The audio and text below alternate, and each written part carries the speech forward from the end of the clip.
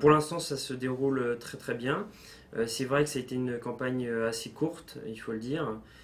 Néanmoins, nous sommes présents sur le terrain avec mon équipe. J'ai d'ailleurs fait du porte-à-porte ce samedi et ce dimanche. Nous avons été très très bien accueillis par la population et je dois dire un accueil qui est au fil des années, puisque ça fait un certain nombre d'années que je pratique les élections et qui est de mieux en mieux. On a pu coller nos affiches, distribuer notre acte. Les gens viennent vers nous et n'hésitent pas à traverser le trottoir pour discuter de politique et en particulier le Front National. D'accord. Alors c'est un canton qui est assez diversifié, puisqu'on a à la fois une zone urbaine et une zone plus rurale, avec les petits villages, hein, Tours, Noir, Cliron, Fagnon, Audrecy, Prix-les-Mézières, où on a effectivement des zones commerciales, des zones industrielles, je pense à Tours, je pense aussi à Prix-les-Mézières, qui mériteraient d'être mis un peu plus en avant et équilibré avec des zones un petit peu oubliées, comme je pense au quartier de Manchester, qui est vraiment un petit peu l'oublié de nos territoires, comme peuvent l'être finalement certains petits villages ruraux assez reculés. D'accord.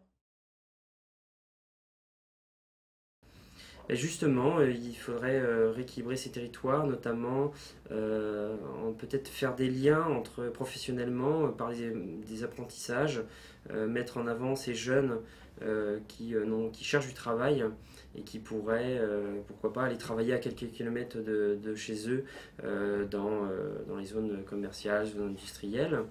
Et puis, on a également un atout assez important sur le plan économique, notamment l'échangeur de la 304, où on peut effectivement développer un certain nombre d'entreprises avec des transports routiers, ferroviaires, avec l'arrivée du train évidemment à Charleville-Mézières, et puis également aérien avec l'aérodrome de Belleval, je pense en particulier.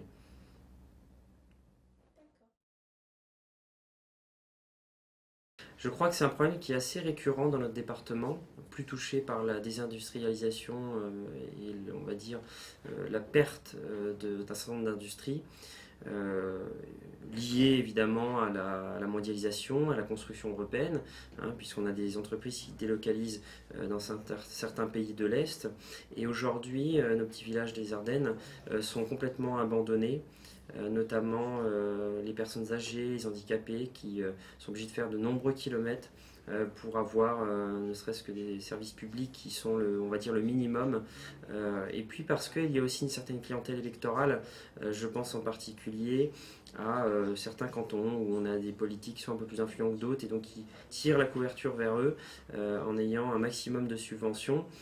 Ce qui n'est pas le cas d'autres cantons où là effectivement les routes sont très dégradées, les infrastructures sont dégradées, on a également la fermeture de la poste, d'un certain nombre de services et notre rôle est aussi de rééquilibrer, comme je vous le disais tout à l'heure, sur ces territoires en mettant peut-être un peu plus en avant les oubliés, ces communes périphériques, périurbaines et également valables aussi dans certains quartiers de la ville.